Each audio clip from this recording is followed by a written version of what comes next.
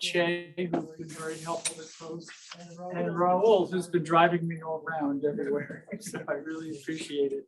Thank you also for the gift, because as it happens, Hawaii, where I live, is in the trade winds, and the wind is always blowing in our house. And so I really need a paperweight. I actually do. It's much better than that. Yeah. And so I'd like to talk to you about brand new research. I just have an article about phage-bacteria, the phage-bacteria interaction, which is on bioarchives now. It's my first draft. This is the first time I've talked about this work. And the reason I'm doing it is because I was motivated by papers from Seth and others about so-called tripartite holobiont, one which has a holobiont that has a virus and a bacteria and a host. And what I talked about yesterday was a bipartite holobiont, where it was just the bacteria and the host. And I thought this was going to be relatively straightforward, and that I could just draw on models of the phage-bacteria interaction and then add that to the type of theory I talked about yesterday. But I discovered to my dismay that I really didn't agree with the existing models for the phage-bacteria interaction, and rather critically concluded that the existing model should just simply be set aside as simply incorrect. And then I've proposed a new model to take its place, and then was able, then as I show you, I'm able to take that model, the newer model, and also address the evolution of temperate phages. The original theory is primarily focused on lytic phages, and what's wide open is the lytic to lysogenic transition. So the model that I encountered, which has been widely used for decades now, is from Alan Campbell in 1961. I knew Alan Campbell even from when I was an undergraduate. And for those of you who are into equations, I hope not to bore you too much with this, but this is the Campbell model. And this N right here is the rate of change of the bacterial population. The bacteria are assumed to grow logistically with intrinsic rate of increase in carrying capacity in the absence of phage or virus. V is virus. And this is the growth of the bacteria is being debited by collisions between the virus and the bacteria. And there's a conversion coefficient C. Now, dV dt, which is the rate of change of the virus, take a look at this. This is a term for the collisions, that is the virus times the bacteria, T minus tau units ago. Tau is a time lag. So, and tau is understood here to be the latency period, the time it takes to manufacture a new virus. And then minus the current collisions. So you're getting new viruses from previous collisions, but you're debiting the current collisions. And then this is just a death rate. Now this is called a delay differential equation. So it's a differential equation because the derivative's on the left-hand side. And it's a delay differential equation because of the time lag in it. Now this is a very difficult equation. The delay in it makes it very, very hard to solve. And it's a topic of active research in applied mathematics to solve equations of this sort. This is not something you can pull off the shelf. And the predictions of this model, and you'll also notice it's in continuous time. And B over here is the burst size, which we'll talk about more. Burst size is the number of new viral particles produced at the time of lysis. Now, the prediction of this model, so if you integrate this model through time with a zero time lag, okay, you get these oscillations right here. And so that's the big feature of this. The strength of the oscillations depends on the carrying capacity of the bacteria. So if K is very large, which it might very well be because the K for bacteria in the gut, for example, might be what, 10 to the 10, something like that, 10 to the 8th, really huge number for the number of bacteria that you can squeeze in a gut. And if that's big, then you get really big oscillations that continue. And here's a plot of the virus against the bacteria. And these look like loops, closed loops. And for those of you who studied ecology, this is quite similar to a Lacopeltera predator-prey model. And if K is low, then that has the effect of damping the oscillations. And so the oscillations will then spiral into the equilibrium point right here for carrying capacity is low. So in a model like this, you're getting infection of the bacteria by the phage, but you're getting the system stabilized by the bacterial population dynamics. So the bacteria are actually playing a huge role right here, and their carrying capacity is a big deal. And you have to ask yourself whether you think that's true. Now, if, however, there is a if there is a time lag, if you put it in there, so this is a small time lag, t equals 1, then the equilibrium point at which the virus and the bacteria coexist is unstable. And this is for any t, any tau greater than 0. And so the trajectories wind out like this, growing ever wider. And if the time lag is appropriate to an actual latency time, which would be 15 minutes, then it's even worse.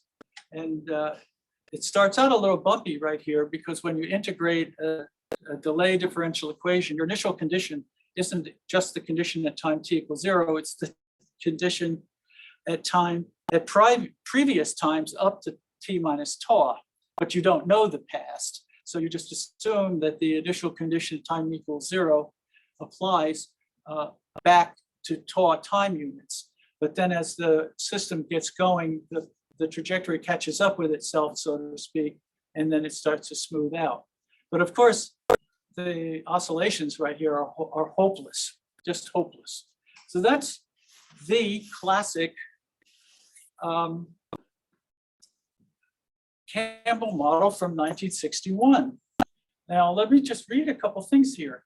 Now Campbell, in 1981, 20 years later, is recognizing the fact that his model does not predict stable coexistence, even though it's used for that. But he says stable coexistence of phage and bacteria in chemostats has been verified experimentally. Great.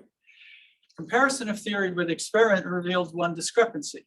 Although the concentrations of bacteria stabilized at approximately the predicted values, namely there, theoretical analysis and computer simulations predicted unstable oscillation rather than stable steady state. Now that's not a small problem.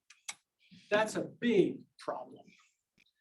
And then there's a really great review from these folks here quoting that, and they reviewed hundreds of models. And it said the basic model initially suggested by Campbell and refined later by Levin and colleagues has remained in use since publication. It's still being used. On a practical level, the usefulness of these models has not been established, and simpler chemostat models may first be needed to become more accurate. So this is 2017. So now, 50 years later, people are still dumping on this model, right? So I'm not alone. And but I think importantly, qualitatively, the Campbell model envisions that the virus bacteria population dynamics involves two counteracting forces. the stabilizing force of density-dependent bacterial population growth and the destabilizing force of the time lags arising from the latency period. And the outcome is the balance of these. So you have to accept this model, even in principle. Well, that's okay. You have to accept this model, even in principle. You have to buy into this qualitative picture of what's going on, that the virus-bacteria interaction by itself is inherently unstable, and it's stabilized by, from above, the bacterial density dependence. And if that's what you think is going on, then okay, then you can tinker with the Campbell model. But I don't even think that's what's going on, because think about it. Like the carrying capacity of bacteria in a tiny mammal, like a shrew, would be much lower than the carrying capacity of bacteria in the gut of a big animal, like a cow, all right? So if this model's true with a big K in a cow, you should get more oscillations than you should in the gut of a shrew. No one's ever said anything like that there's more oscillations in animals with big Ks, bacterial Ks, and animals with low Ks. So just think about it qualitatively. Does this thing even make sense? You know, apart from the arguments right here about its being quantitatively inaccurate.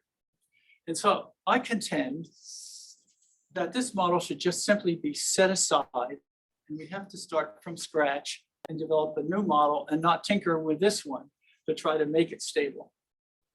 So I'll offer to you my suggested replacement. And also I might add that this model applies only to lytic or virulent phage, whereas it would be really nice if we had a model that applies to virulent and temperate phage. Okay? So here's the setup, the life cycle for virulent phase and contrasted with lysogenic phase. So it's very simple. Okay? That we have a pool of virus particles out here. And then there's Poisson sampling, which you'll recognize from yesterday. There's Poisson sampling of the viral pool to make infections. And there is experimental evidence that infections follow a Poisson distribution from Max Delbruck back in the 1950s. So this is really well known. So as a result of this, some bacteria are not infected and other bacteria are infected. And so one deviation or difference, there are two differences between my model and the Campbell model. First is that it's in discrete time rather than continuous time. So we don't have to bother with delay differential equations. Instead, we'll go in time steps equal to the latency period. So the latency period is sort of analogous to a generation time for these guys. So we'll go in time steps of the latency period. And secondly, we're going to have the infection occur not through mass action collisions, where the collisions are products of N and V. Instead, we're going to have a colonization process, which leads to the infection, and namely a Poisson colonization process. And again, that's supported by the data. So in this model, at the bacterial pool, some of the bacteria are infected, and they, one generation later or one time step later, produce more uninfected bacteria. But the ones that are infected come over here, and then they lyse with a given burst size and produce renew the viral pool. So that's all there is to it for the lytic life cycle. The lysogenic life cycle, the bacteria exist as prophage, and they are in the genome of the bacterial host. And so they just reproduce with the bacterial host. That's all there is to it. They're just part of it, okay? And then the life history question is, which of these two should a bacterium do? Should a virus do? Should a virus be lytic or should a virus be lysogenic?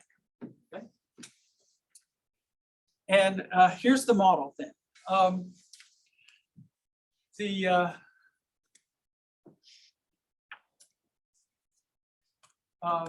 So this is the Poisson distribution here.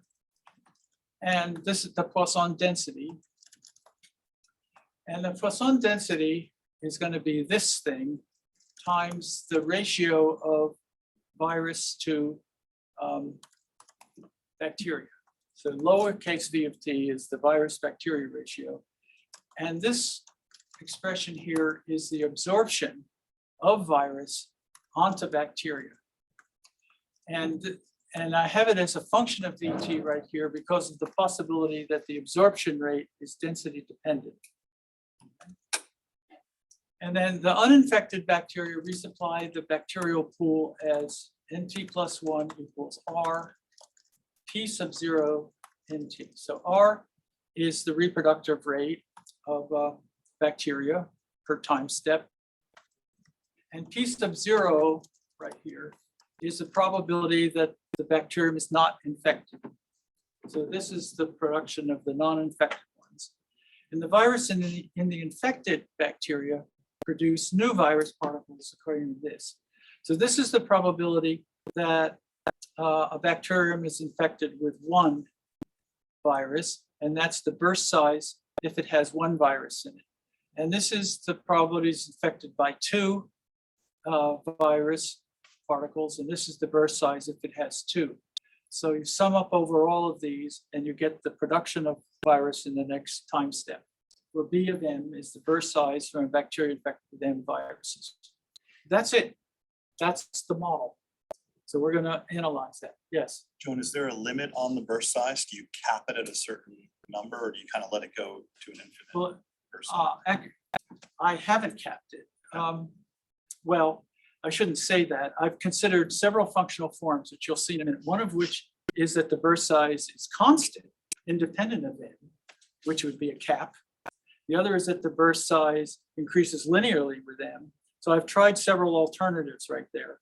But as you'll see, the action is with the absorption rate rather than the burst size rate, even if there's density dependent burst size. So you see that right here. Now, one neat thing is that you can rearrange this. These are two equations here. So you divide this one by this one. You divide the V by the N, and you get a lowercase v. So you can boil this down to one equation where lowercase v of t is a function at t plus 1 is a function of v of t at time t. So you boil this down to a single equation. You can't get a much simpler model than that. Now, the density dependent burst sizes I've looked at are of this functional form. B naught m to the alpha, where alpha can be 1, where there's no density dependence. So birth goes up linearly with m.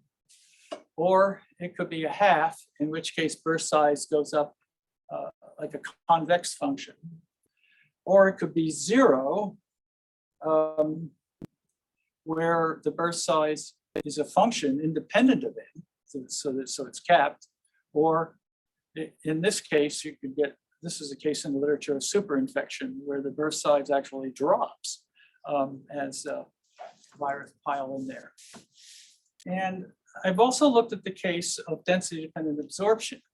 Now, density-dependent absorption would occur if the surface of the bacteria is finite and there are only so many spaces on it. And so it could fill up. And I can't get data. There are data about burst size, not many, but there's a little bit of data about this. But I couldn't get any real data here. I looked at a lot of kinetic studies of burst of absorption as a function of what they call multiplicity of infection.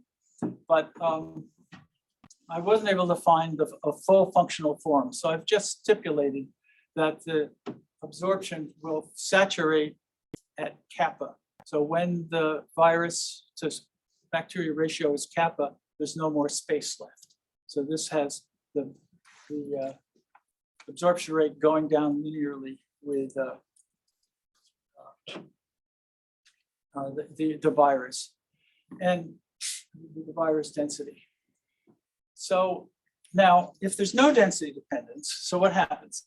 Now, an equilibrium point right here would occur where Vt plus 1 equals Vt.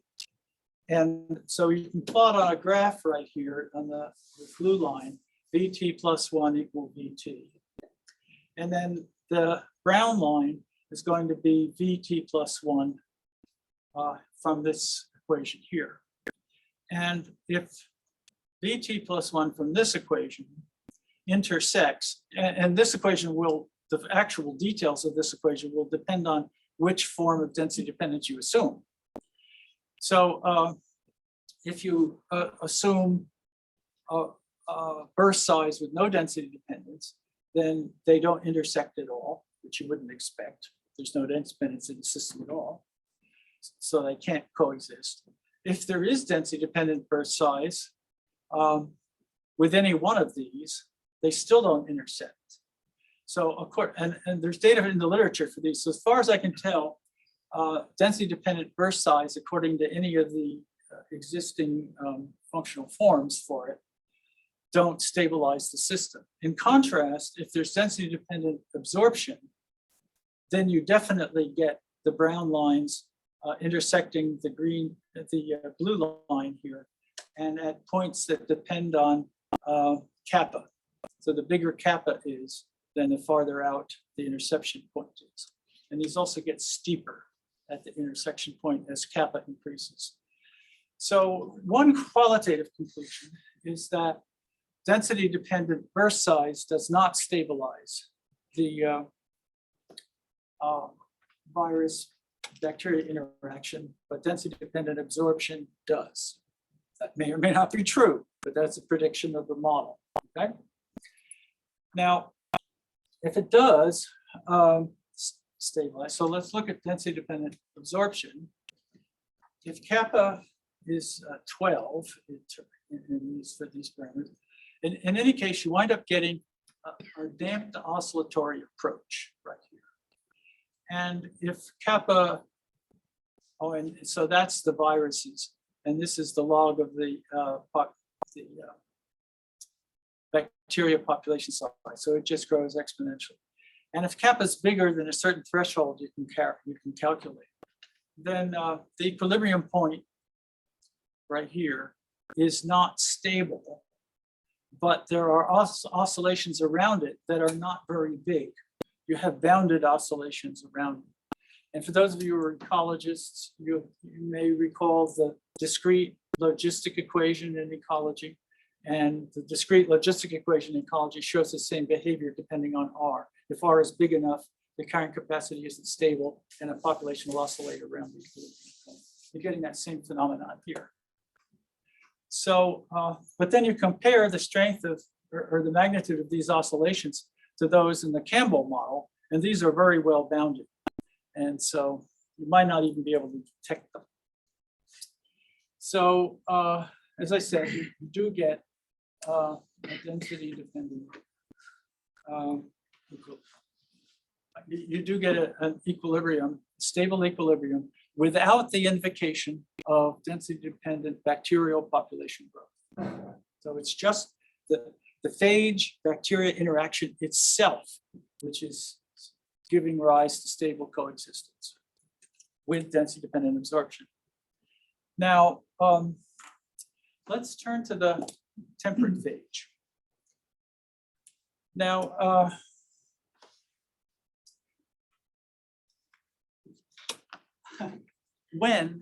now a virus is an evolutionary agent. It has a gene in it, they reproduce, and so there's going to be a question of what is best for the virus, what maximizes virus fitness. And so is it better from a virus's point of view to be lytic or lysogenic? Right? And depending on which is better, that should decide what the switch is. Well, we can actually read off from this model what those conditions are.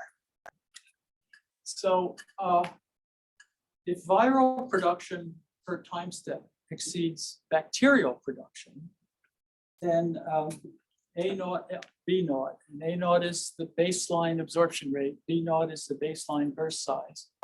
If they're greater than R, which is the bacterial growth rate, well then the virus by themselves can do better than the bacteria. Okay. On the other hand, if it goes the other way, if the virus, if the burst size times the absorption is less than R, then they can't do better than the bacteria by themselves. So that sets up a switch right here.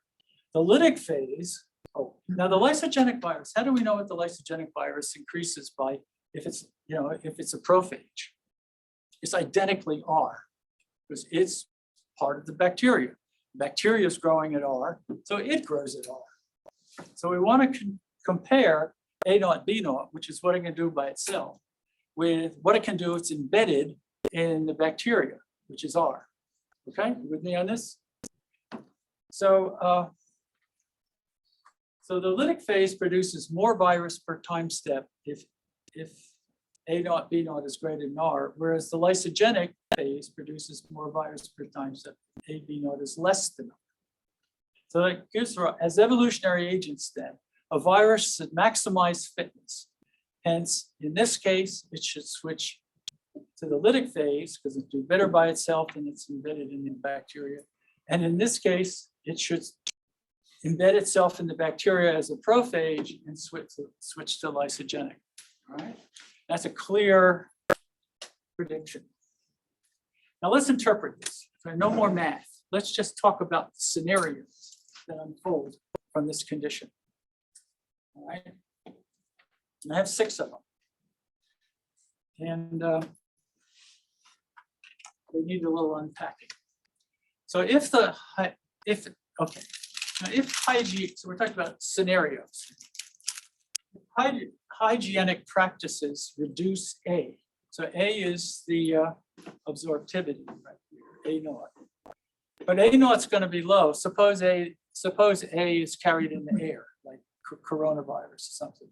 So if everybody's wearing a mask and the filters everywhere, A is going to be low compared to not wearing masks and all that. So if something reduces A, the virus should switch from lytic to lysogenic. You see, if A gets low enough, it's going to wind up being less than R, so it should become lysogenic. So I'm predicting that if you had enough hygienic practices in place, that would cause lytic bacteria to embed themselves in the host. Okay. And in this case, lysogeny is a refuge, drawing on an analysis that Bruce Levin did when he tried to interpret this some time ago. Now, conversely, consider a general toxin in which both B and R, which reduces both B and R. So suppose there's some general toxin out there, and it reduces the birth rate. Suppose it reduces the amount of ATP, let's say, in bacteria. So if it reduces the amount of ATP in bacteria, the bacteria don't grow very well, but also the viruses in it can't make more particles. So B goes down and R goes down, okay? But if that happens, these cancel out.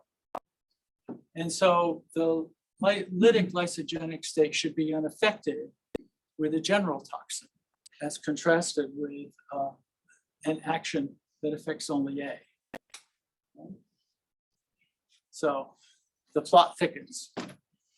Now, suppose environmental dissolved oxygen, so dissolved organic carbon increases R. So you like with eutrophication. Now, Forrest Rower he's talked my ear off about this. And this leads to what he calls microbialization. So if you add dissolved organic carbon to a coral reef from sewage runoff or something like that, then that would cause R to increase, which would increase the bacteria. So the bacteria are more abundant everywhere. But in so doing, if it increases R, then that would cause everyone to switch from lytic to lysogenic, because now it would be better as a virus to be embedded in the bacteria rather than be doing it on your own. So the prediction is that in these, I think he calls them copotrophic rather than oligotrophic. Copotrophic bacteria should have more lysogens in them than oligotrophic bacteria. And then 4, a lysogenic bacteria expressing a gene through lysogen conversion that increases the bacterial R may be locked into the lysogenic life cycle, and it can't revert to the lysogenic cycle without giving up the R it now enjoys.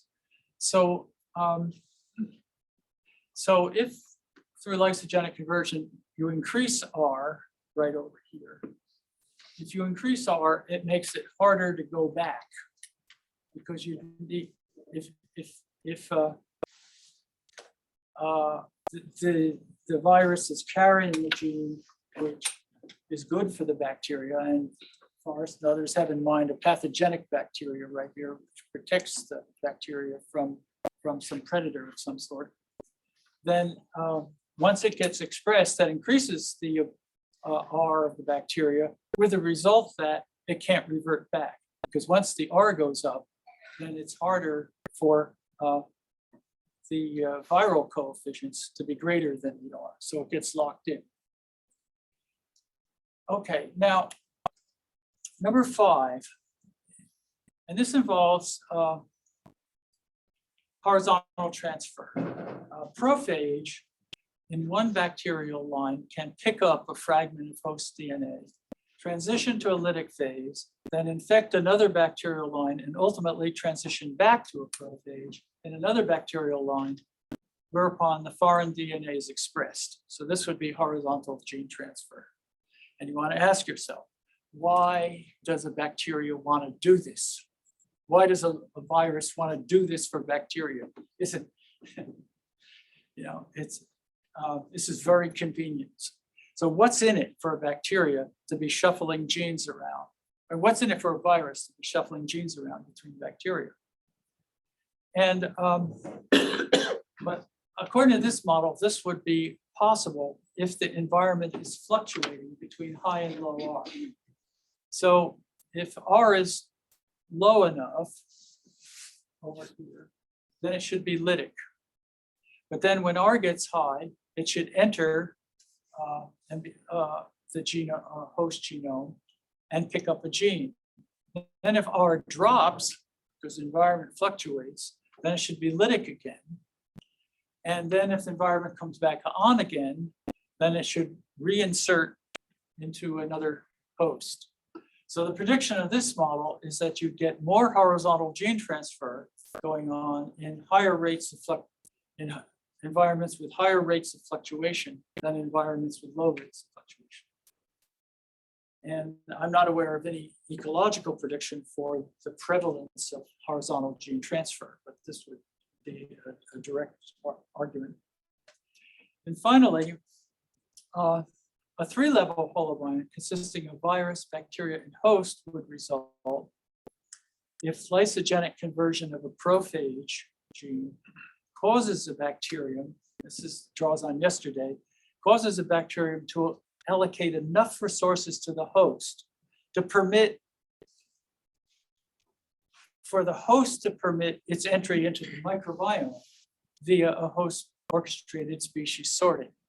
So if that virus carries a gene which makes the bacterium contribute enough to the host, then the host would let it into the microbiome, and then you'd wind up getting an integrated 3-level holobiont out of it. And I think that's an actual pathway by which that could occur. Well, believe it or not, that's it. The bioRxiv paper containing this is right here. And I'm very interested in what you have to say. So thank you so much.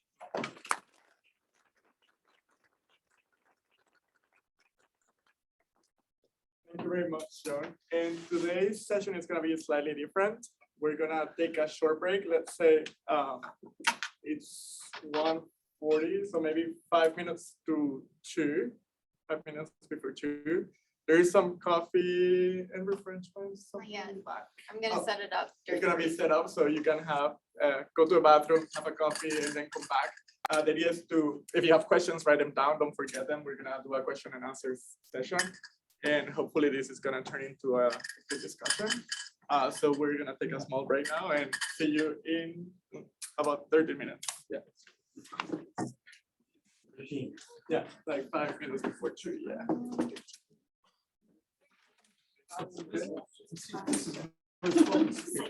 Yeah, very sure. That's good. That's good. It's good. I don't know. Yeah. Mess here, but like you're welcome to stay here. Yeah.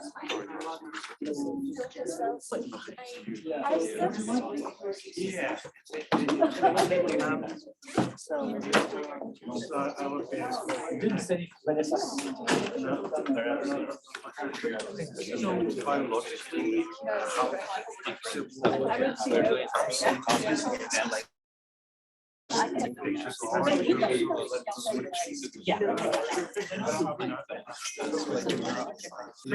So far as I know.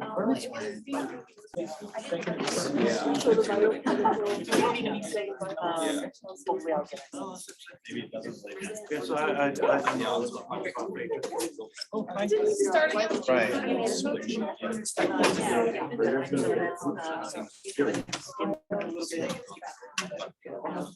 And it likes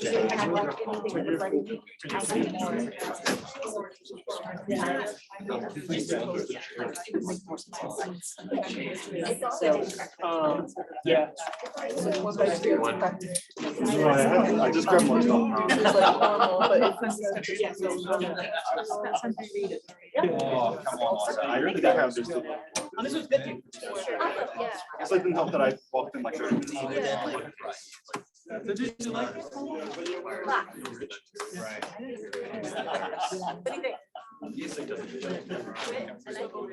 Yeah.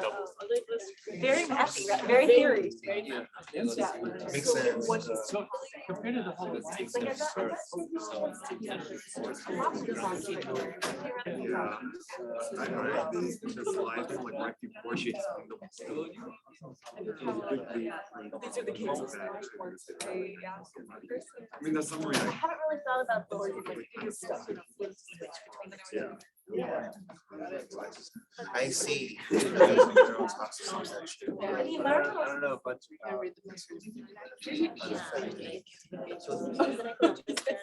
feel like it's more rooted in what we are. It affects the general.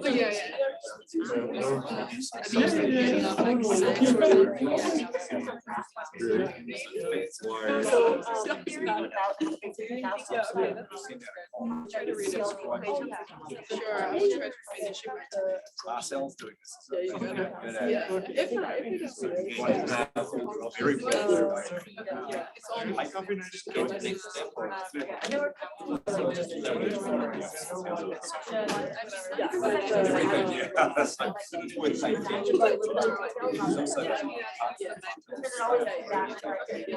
people can zone out for a little bit.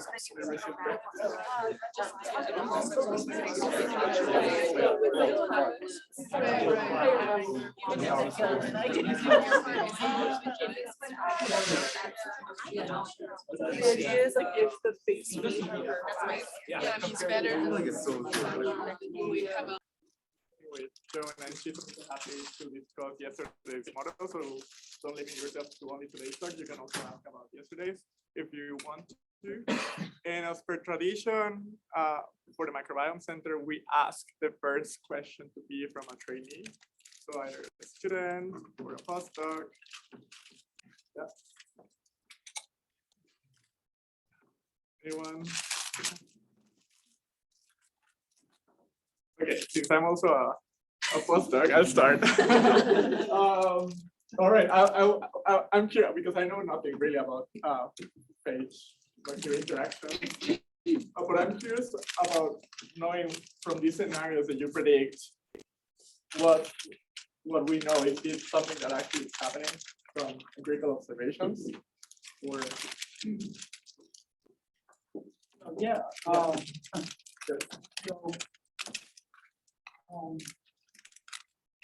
I guess you could say scenario number one is a conjecture. On my part. It's, under what conditions does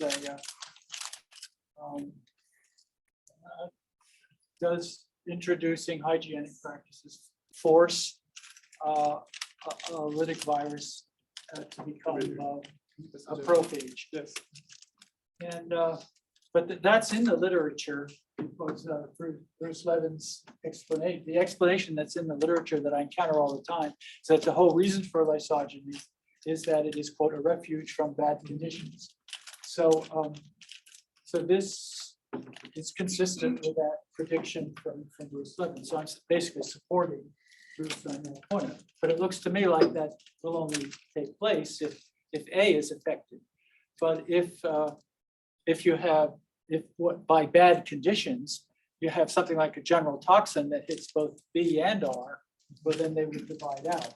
So it seems to me that the interpretation of lysogeny as a refuge is really special to the type of badness in the environment. That it has to be something that hits A, but not R, or maybe B and not R. But it seems like B and R are coupled because they would both depend on general good conditions.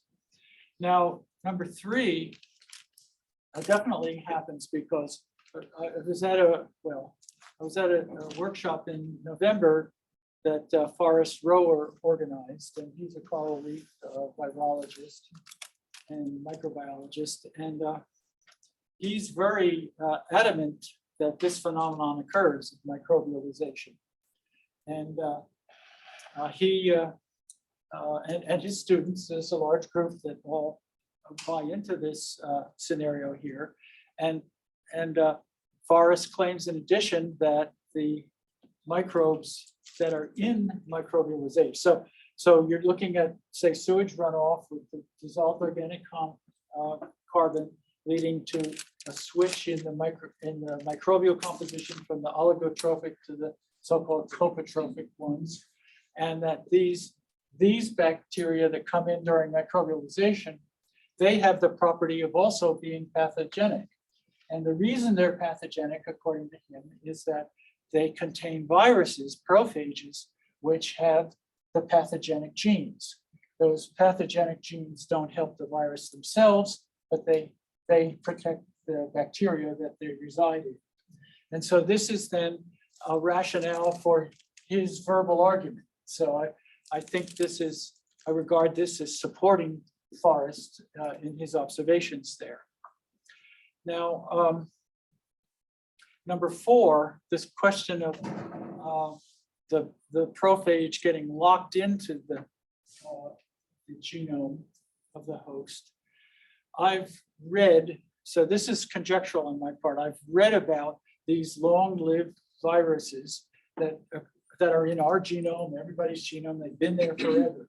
So why would a virus stay forever in a genome? And from generation to generation. And so the idea that it has already improved, that one of these viruses got into the host, improved the host's survival, but then having done so, it's better to stay there than it is to go back out on its own. And so that involves the AB is what it does on its own. And if it stays in the host, it's got R. But if it increased R because of this gene it brought in, well, then it can't go back. So I regard that as addressing what I believe is the phenomenon of long-lived residency of prophages in hosts. So I think that exists as a phenomenon that remains to be, Then number five, we all know that viruses are considered to be agents of horizontal gene transfer. But then why does a virus do this? It's the question you want to ask as an evolutionary biologist. Are they friendly? Are they, is this some sort of service, ecosystem services that viruses just do for the greater good. And so, no, my explanation for why you would have viruses perform this role of horizontal gene transfer is that you'd have R flipping up and down through time. And then when R is low, it's pays to be lytic. R goes high, they go into the prophage.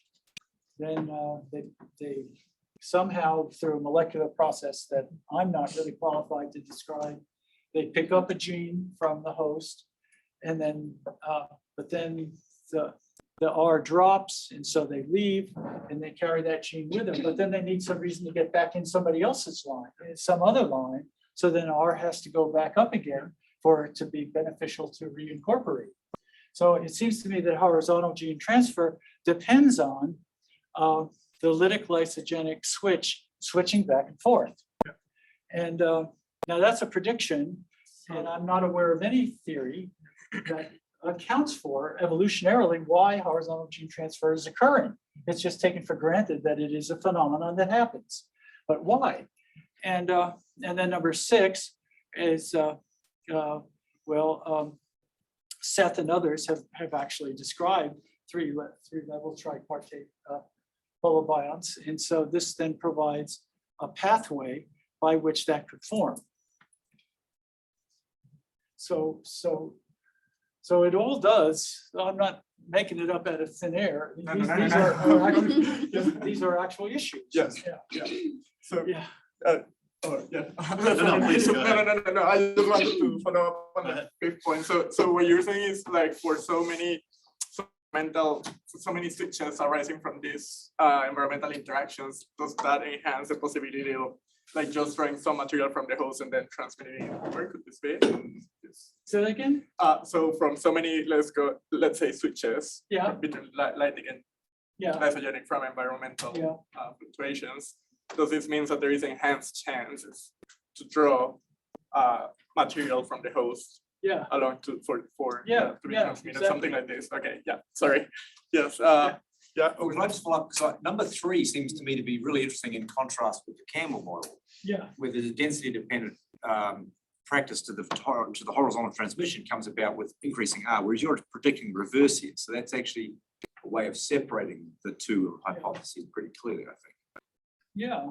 I mean, it all depends whether or not you think whether you take the Campbell model seriously enough to even test anymore, because it seems to me to be so wrong that we shouldn't invest any more effort in it. Well, I guess another way of thinking about it, if you, at least in some of the parasitological literature where there's been models about competing vertical transmission versus horizontal transmission, which is in a sense what this is, that oftentimes the argument has been when there's a high density of hosts, then horizontal transmission is a really good thing to do because there's lots of hosts for you to affect. Once they get into shortages, then you should be vertical. You're actually predicting the reverse here. So that's a very nice way of separating out your approach here from that traditional population dynamics approach. That's interesting. And that doesn't depend on Campbell's model per se. That's right. Yeah, that's right. It's an argument. So it does seem to me to be very interesting that you're making the opposite predictions here in terms of those underlying population dynamics of the hosts. And that seems So they're very, predicting that very you would be lytic under dense conditions. yeah, when there's lots of hosts. Got it. And It's not like you're this. right, I'm predicting the opposite, that they should be lysogenic under. I think it's very interesting prediction. Yeah. Thank you. Yeah.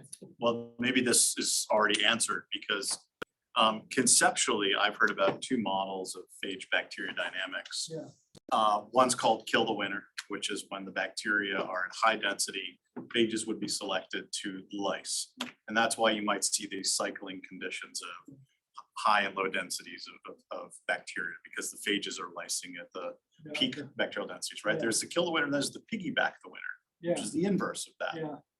Where phages would be selected to ride the high bacterial density ones because they're riding the high R if you go Yeah. in your And model. I guess that's what I'm arguing is the piggyback. And I wanted to get that clarified. So do Yeah. you think this fits well within that piggyback the winner model?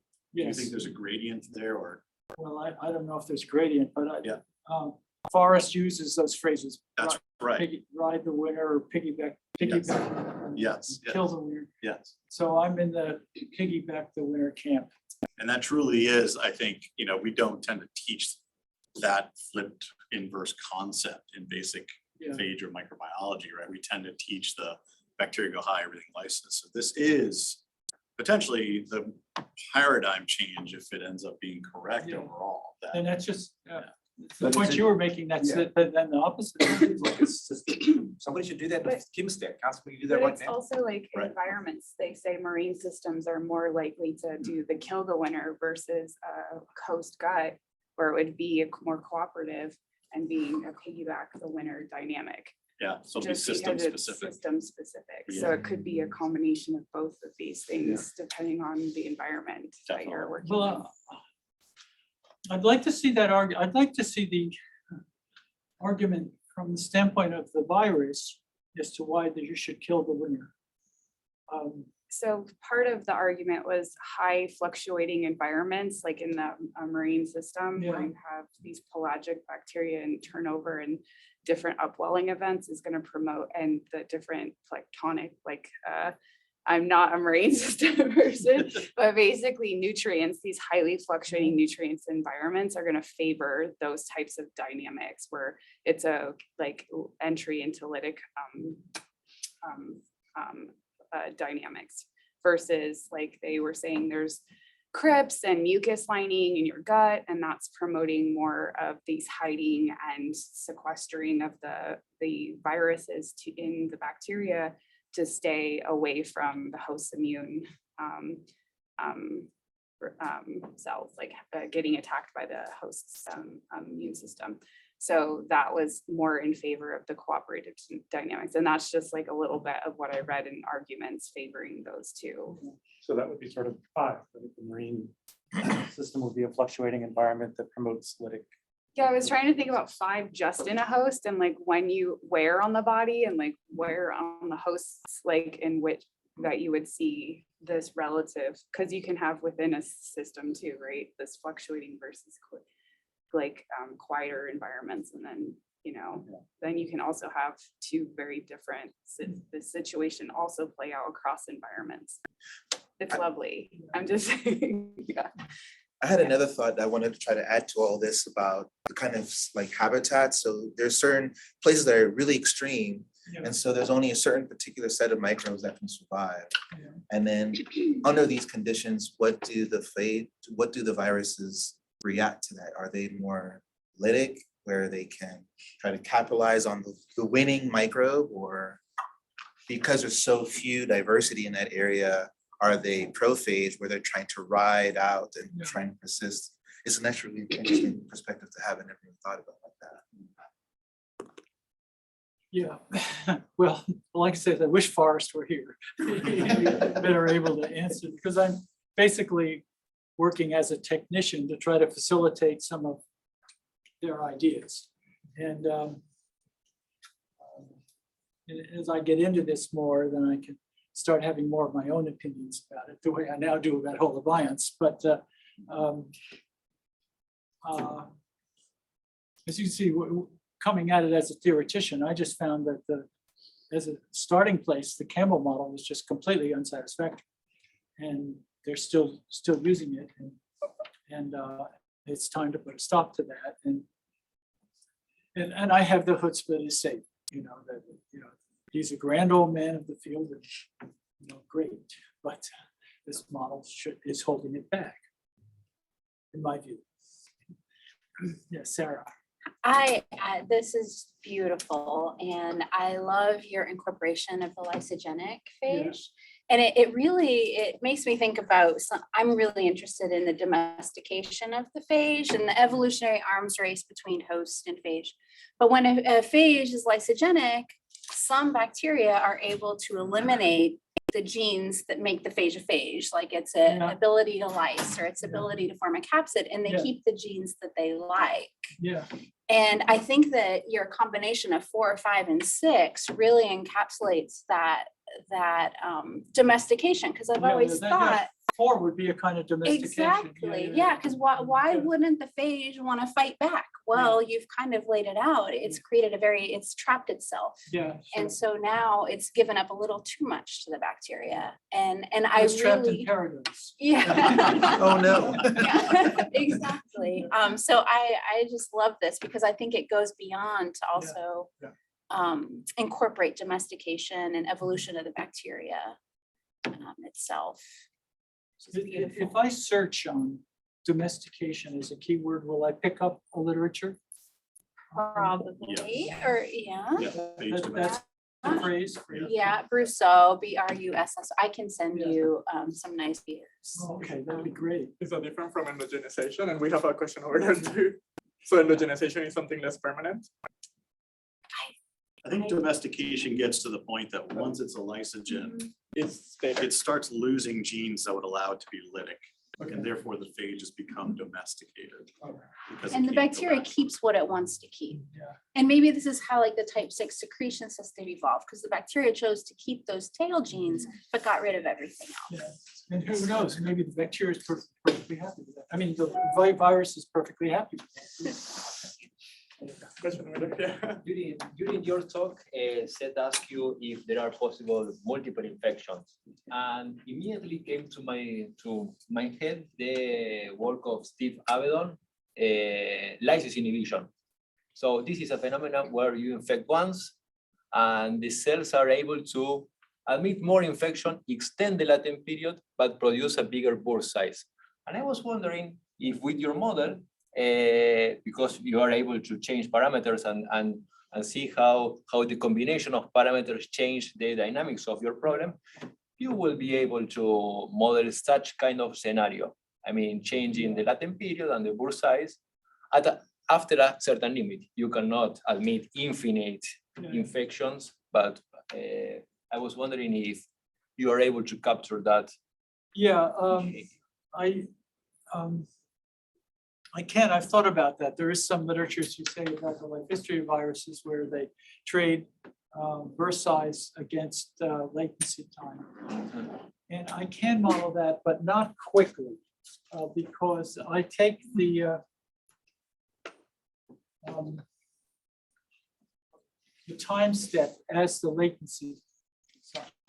So I would have to change the time step. And if I change the time step, then I have to rescale the other coefficients, because R right here, for example, the reproductive rate of the bacteria is per time step. And so if the latency period goes to 20 minutes from 15 minutes, R then has to correspondingly go up. And so I have to change the time step and also rescale the other parameters to the new time step. But I can do that. It's just, I can't drop it in like just changing A or changing B. I have to change the time step and then rescale everybody else. But I can do that. I haven't done that though. That is an interesting thing to do. Yeah. Yes, I have a similar question. I was wondering, what if, I know it's very rare, I may also be wrong, but I think there are cases that multiple phage can affect the same bacteria. And I wonder how that would change the equations here. Oh, multiple things. Yeah, that's definitely in here. That's this lowercase m, which is, so this would be a bacterium infected by one phage. You mean one, not two species, right? These are two vivarions. This is the number of bacteria infected by 2 phage and 3 phage and 4 phage. So V of m here is the burst size from a bacterium as a function of the number of phage in it. And so that's definitely, and similarly right there. So that's definitely in the model already.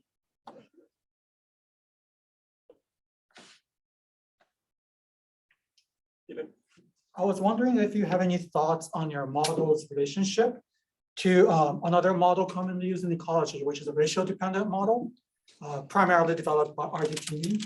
and Ginsburg. In their model, the ratio between prey and predator resolve paradox of enrichment that's seen in a lot of different kinds of standard ecological models. And it seems like in many ways, both your modeling approach and their modeling approach focus on the physical interaction between the exploiter and the victim by whether it's absorption or whether characterizing predator and prey as a fraction. I was wondering if you have any general thoughts about that. No, that's a good idea. No, I hadn't thought about that at all.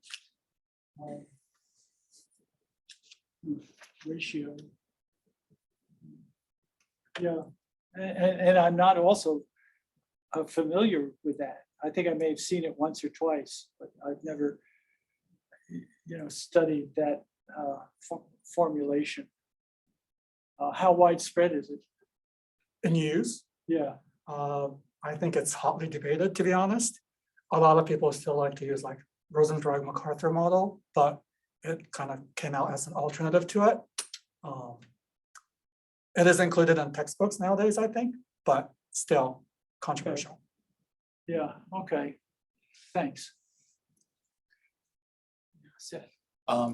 Just a comment and then a question. So my comment is, for the crowd here, I think your scholarship is really exemplary of independent thinking. And sometimes we get trapped in what we're taught, right? And what you're showing here in both talks is if we start to think a little bit differently for ourselves, we can come up with new ideas that are very valuable. So as a message to trainees, to faculty, it's your scholarship is a good example of that. So thank you for that. In that same spirit, trying to connect the two talks. Yesterday, you spoke about the parameters in which a microbe could influence holobiont evolution. It could influence its own adoption into the holobiont. And the parameters for that were maybe a little bit more restrictive than if the host was orchestrating the construction of the microbiome. So in the end here, you mentioned that a phage could acquire a gene that allows the bacteria to then integrate into the holobiont. Yeah. And it almost seems like it combines the two worlds now. Yeah. Because the holobiont host part is saying yes to it. And then the phage gene that's conferring those beneficial resources, presumably, Yes. is sort of the microbial component driving its integration. And then you get this synergy or alliance for why those things can come together in a tripartite holobiont. Yes. Is that a fair way to think about Yes. it? Yeah. Definitely. And therefore another avenue for microbes and phages to influence their own integration into the holobiont composition. So long as the host says yes to that new adaptation, if you will. The virus and the microbe together are influencing their own incorporation by inducing the It's almost like host to want them. it's almost like turning, the harmful bacteria into an altruistic one Yeah. by Definitely. that gene exchange. Yeah. Yeah. And then that changes the dynamics. Yeah, and there's no reason for the host to welcome the bacterium unless it's doing something for it, unless it's altruistic. And so this would be a vehicle for the bacterium to attain that capability. Yes. And perhaps change its fate from a harmful pathogenic Yeah, very much so. to a helpful one. But the But it's but that's the good side. The thing that was particularly important about Forrest seems to me wants it both ways. He wants the point that you were making about number 6, where you can get a tripartite holobiont where there's benefit at every mutual benefit at every level. Not out as you described, that the bacteria does something good for the host based on the gene that it has from the virus, but the host accepts that and welcomes it into the microbiome. Right. But then in this case, we have the bacterium being bad because according to Forrest, the microbes in the microbialization, that is these coprophytic microbes, or I would have called them eutrophic microbes. They are lysogenic, whereas the oligotrophic ones had lytic viruses. But he says that those lysogens are pathogenic. And so that if you go happily swimming along a eutrophic reef or a microbialized reef, it's fish die, you die, and various things of that sort. So there, the virus is making the bacterium pathogenic, but those bacteria aren't being incorporated into holobions. They're just out there available to be eaten by fish, which they don't want to be. So what's helping the fish, or what's helping the bacteria, is to make them pathogenic so that they're not being grazed. And I think that those cases would be true, but in a sort of cross-system view of things, there'll be also cases where the phage vector antibiotic resistance genes that may keep a bacteria around that's helpful for the host in some way. Right. Or let's take the case of the aphid endosymbiont phage situation. So these aphids are attacked by parasitoid wasps, and the aphids carry an endosymbiont.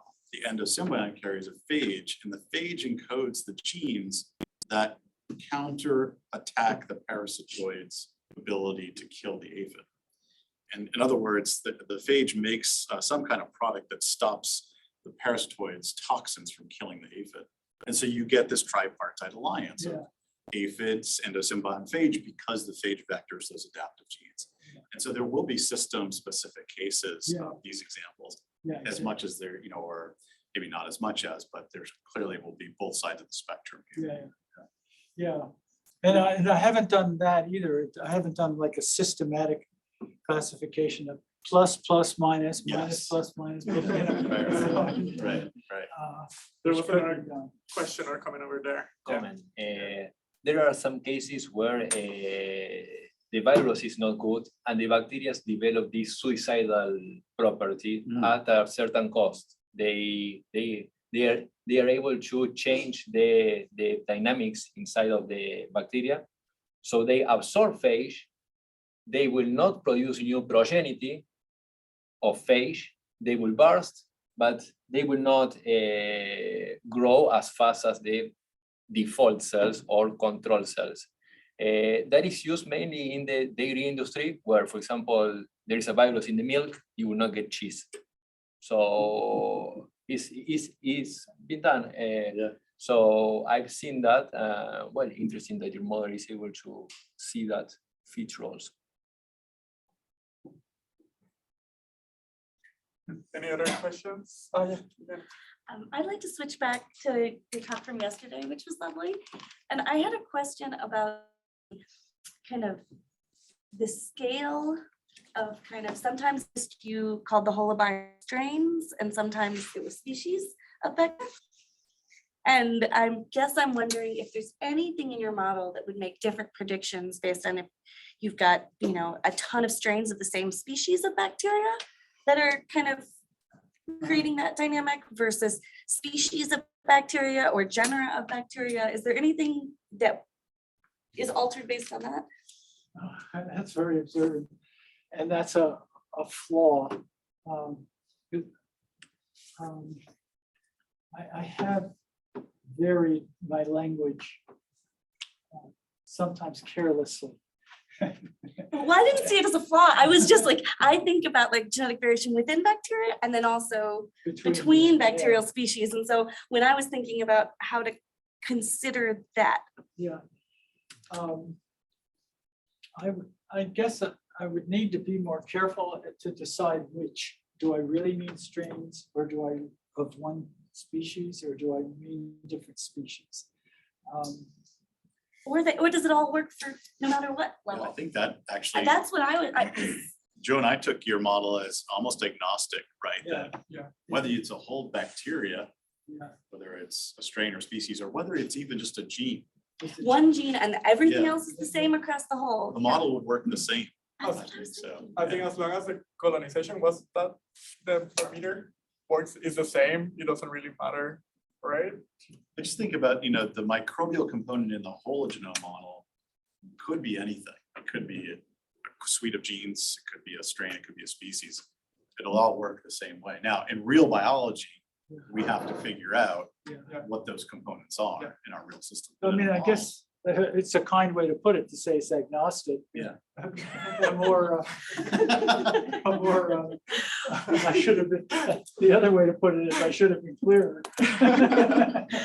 Go with the first one. Yeah, well, I guess, like just building off of Seth though, like I think that, I think about the likelihood of those genes moving around between bacteria being more likely for horizontal gene transfer, conjugate, like all the different ways you shuffle genes in bacteria are more likely with more closely related species strains than across species, but it certainly still happens across species. So I think it might work no matter what.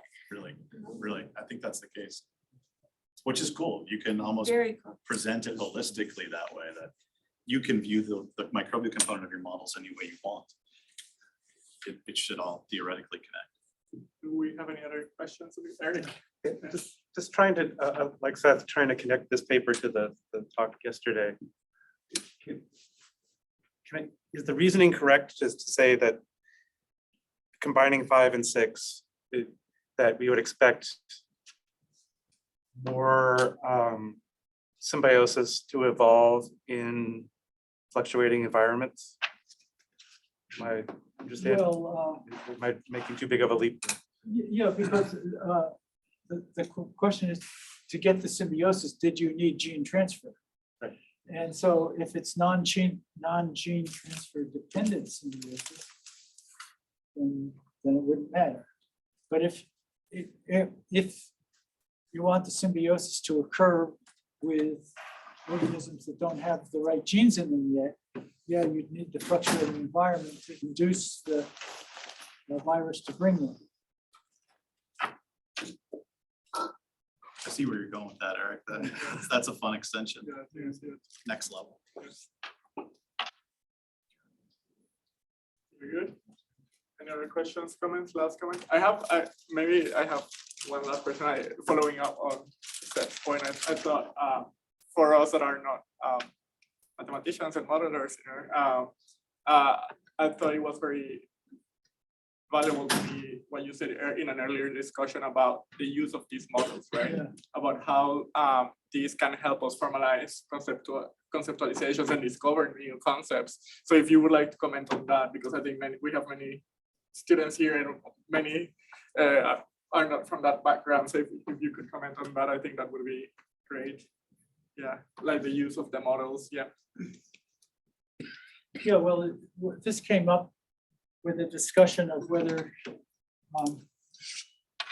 people should be going out and getting data to plug into the model. And so we talked about that in your lab meeting, and that's probably not really needed. I mean, the purpose of the model is to develop concepts. The background to this is I was saying that I have a Google search set up for holobiont and hologenome, and every day I get 5 or so papers reported to me about holobionts and hologenomes, and they're all descriptive.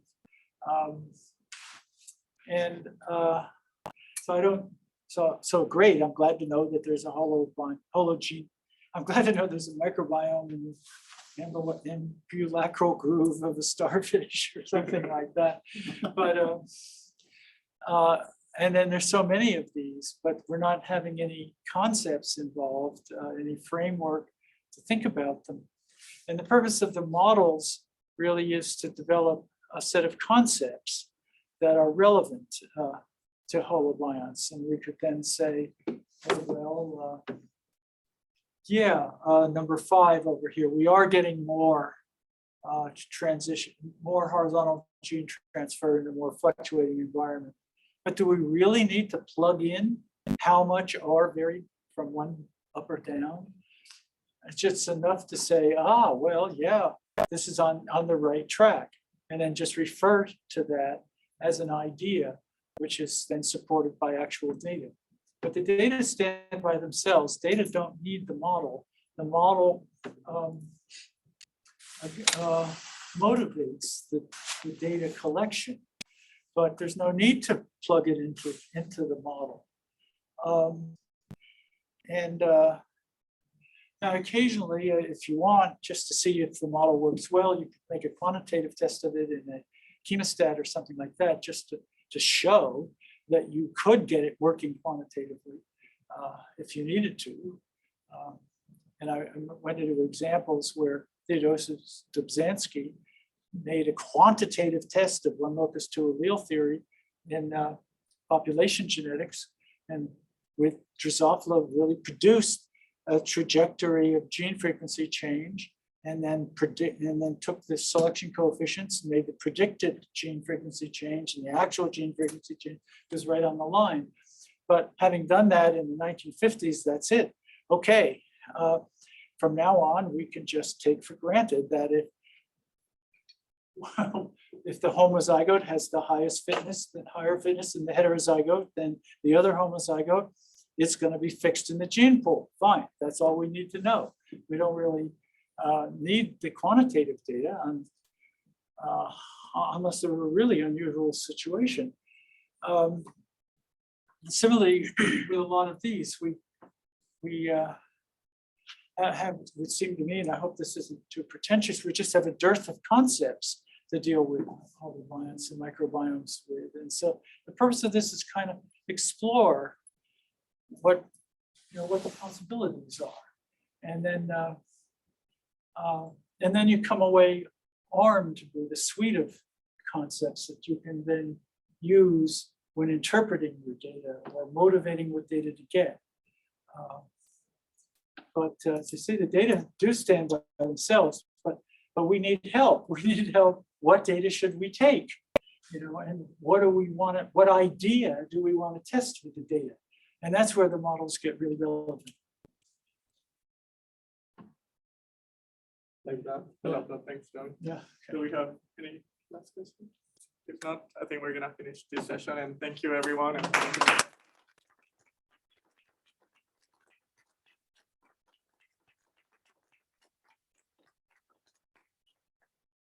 And don't forget,